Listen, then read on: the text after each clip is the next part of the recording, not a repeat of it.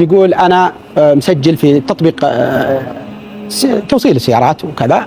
فيقول وأنا فتحت التطبيق إلا فيه طلب ما هو بعيد عني ومبلغه زوين يعني، ولا هي ما مصادفني زحمة. يقول على طول قبلت الطلب ورحت. يقول فعلا والله امرأة كبيرة في السن طالعة من سوبر ماركت كبير ومعها عربية مليانة أغراض ومعها ولد شاب يقول ملتحي عمره تقريبا 20-21 بهالحدود.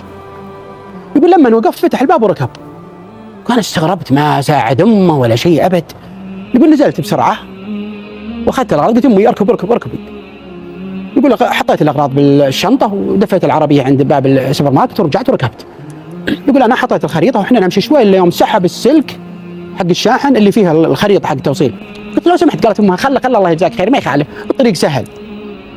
قلت هذه اللي تربية أمها بهالطريقة بعذره لو ركب ولا خدمها ولا شيء.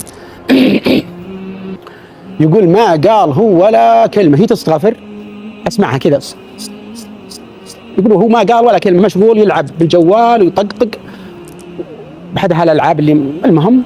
وصلنا على خير والله، وانزل صك الباب بكل ما أوتي من قوة وادخل. ولا نزل العفش ولا ناظرها ولا شيء أبد. أعوذ بالله.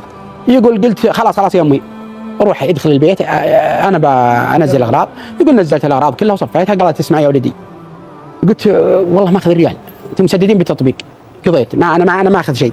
قالت لا بس بعلمك يا ولدي عن موضوع، وليدي عنده توحد وأنا ما أقدر أتكلم قدامه يأثر عليه، فلا تواخذنا تكفى ولا تأخذ بخاطرك شيء. يقول والله إنها أعطتني درس في معنى لا تحكم على أحد حتى تعرف كل المحيط فيه، لا تتسرع بالحكم. فيقول هذه من ضمن الدروس اللي استفدتها من التوصيل.